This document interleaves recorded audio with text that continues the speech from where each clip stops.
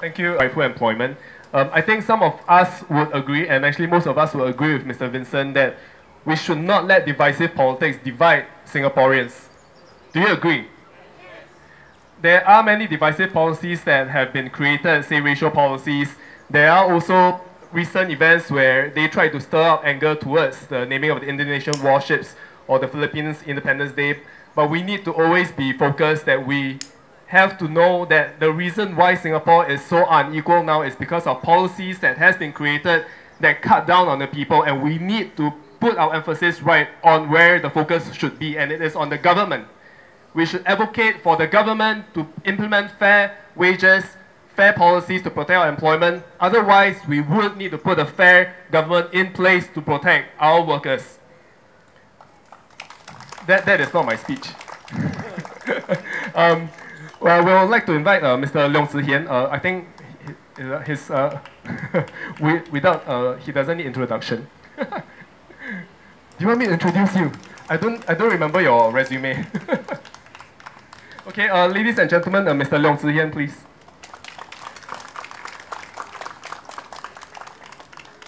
What a nice day today, right?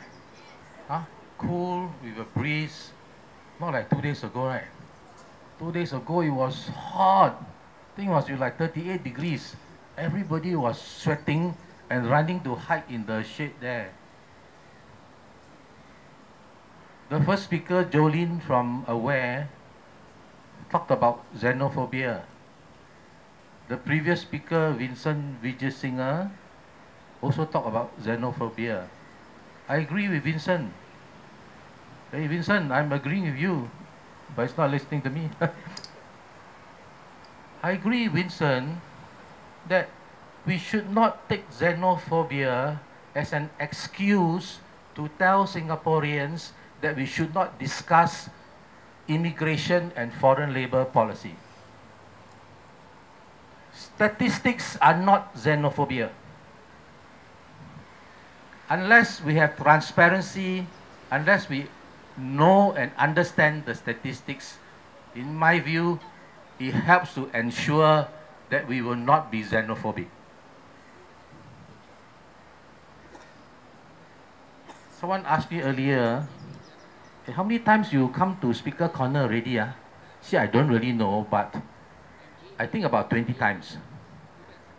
The first month in September 2007, when they opened out Speaker Corner for protests, the online citizen, I was one of the speakers from the online citizen, we were here to protest public transport fare increase. And since then, of course, there have been many public transport fare increase protests as well. So I've been here for 20 times. And then I began to reflect. I come to Speaker Corner for 20 times. I have written thousands of articles. I've written hundreds of letters. I've delivered hundreds of speeches. But today, I have for you the one statistic which is the most important, the saddest statistics I've ever seen, the most significant, the most startling. You know, in the last 7 years or so, from 2007 to June 2013, we created 260,000 new jobs for locals. Locals are Singaporeans and PRs. So in the 7 years, we created, it means the employment change, the increase in the jobs, 260,000 for locals. But in the same period, we increased the number of jobs for foreigners, 470,000. So more or less, for every job that we created in the last 7 years for local, and I'm not even saying a Singaporean, we created almost 2 jobs for foreigners. Nothing wrong with that, because we have been told time again, if we don't have jobs for foreigners, we don't increase the jobs, the economy don't grow, there'll be no jobs for Singaporeans as well. But in the same 7 years, we granted 450,000 new citizens and new PRs. Slight gap in the period. The jobs statistics I gave you earlier is 2007 to June 2013. Now when I cite the immigration statistics, it's until December 2013. Last 7 years. We gave away 450,000 new citizens and PRs, and we only created 260,000 new jobs for locals. So how many of the 260,000 jobs actually went to Singaporeans when you gave away 450,000? Isn't this a very sad statistic? Isn't it the worst statistic you ever heard? We need transparency, because I suspect the people who make policy may not even know how bad it is. You know, what's the problem if you create 260,000 jobs for locals, and then you create 470,000 jobs for foreigners, and then you give away 450,000 new citizens and PR? What's the problem? The problem is, what does it mean for the Singaporean worker? On May the 1st, I really talked a lot about the problems for Singaporean workers in terms of jobs. So today I will not repeat myself. Let me just talk a bit about the problem from Singaporean workers from the perspective of wages.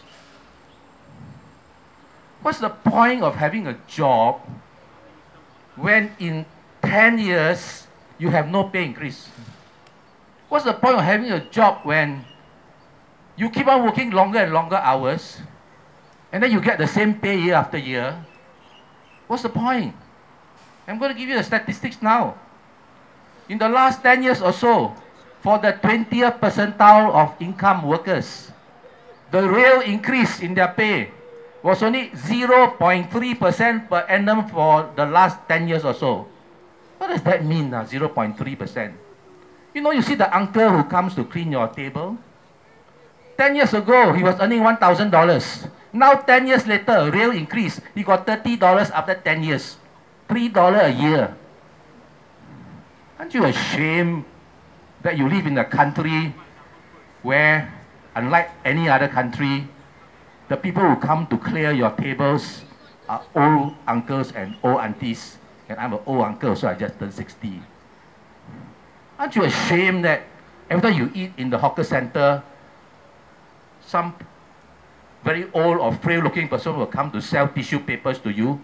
And now we understand that they have to apply for an NEA license and pay $120. They're all illegal hawkers. So, this is the 20th percentile. What about the median? Median is half the salary. In the last 5 years or so, the real increase in the median salary was only 1% per annum. It's not so bad, 1%, right? Okay. You got 2,000, right? So 1% is $20. After 5 years, got $100 increase. But you see, there are many different ways of measuring wages. What I have cited to you is the gross wage. What about total wages? In the last 5 years, cumulative total wages was negative. 5 years, cumulative, not 1 year. It means all 5 years add together, still negative. And what about basic wages? Basic wages means basic pay. We estimate in the last 12 years or so, for 6 out of the 8 major occupations, the real increase in the basic wage is either 0 or negative. You know what's the basic pay of a security guard? $800.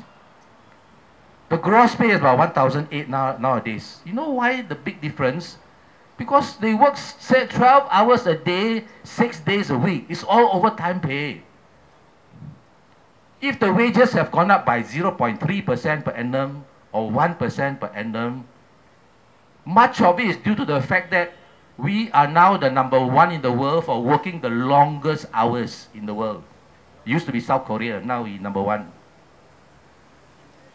So you work the longest hours, your pay never go up.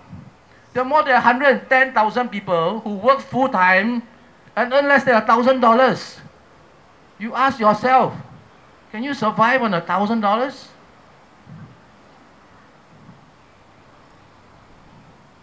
Okay, let's move on from wages. PMETs. You look at the latest data. Of all the category of workers, which category has the highest redundancy rate? That means easiest to get retrenched.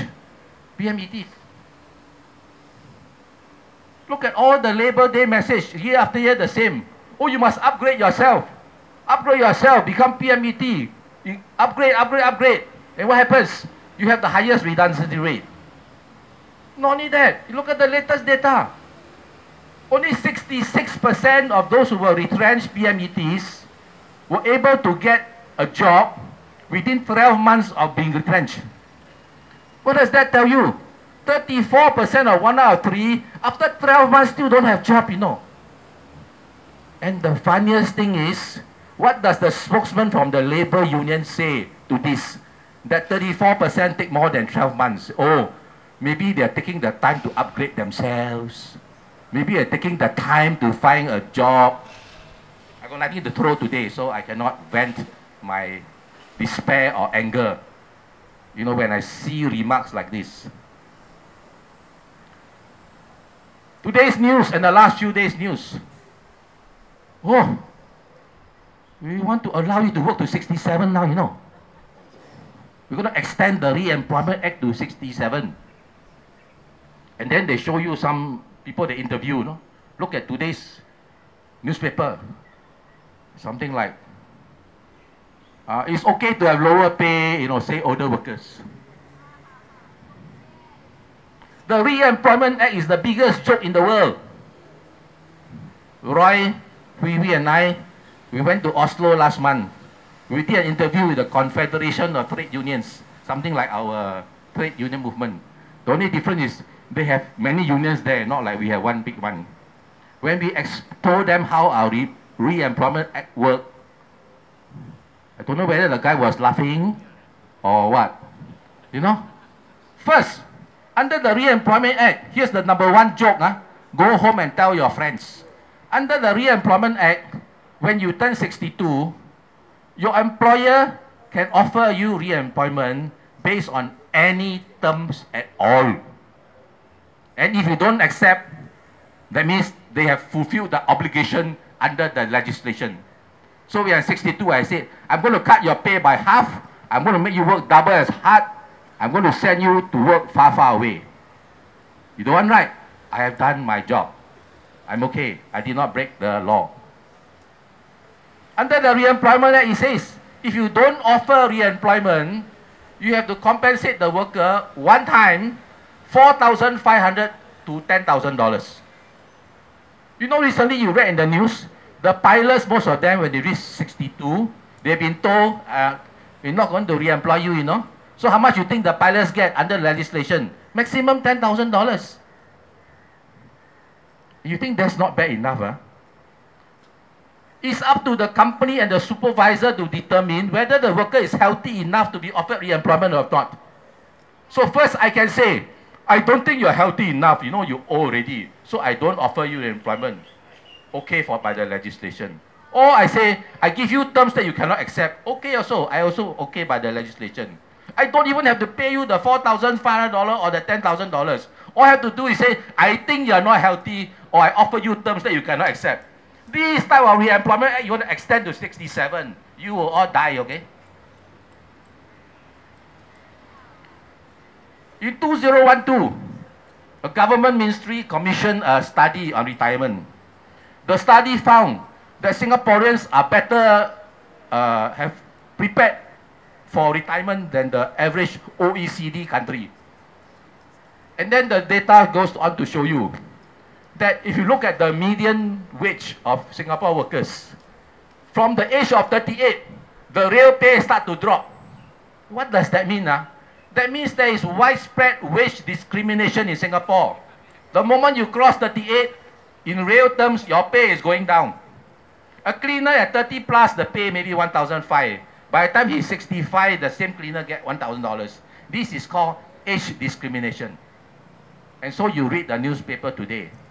when they tell you, Singaporean older workers say it's okay to get lower pay as long as they can continue the job.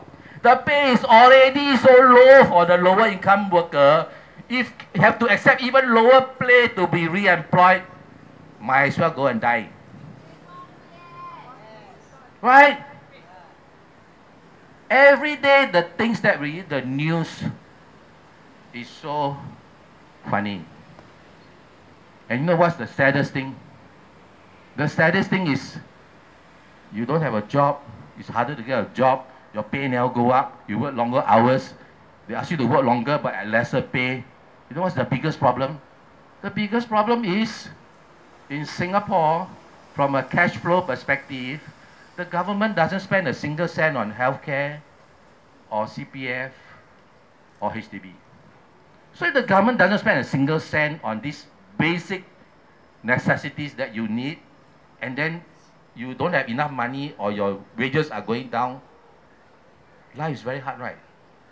So, 2014 Labor Day, the saddest Labor Day of my life, because I want to repeat the statistic again, because it is so sad, it is so startling, it's so significant. My friend say it's so tokong, the most tokong one. In the last 7 years, we created 260,000 jobs for locals, but we created 470,000 jobs for foreigners.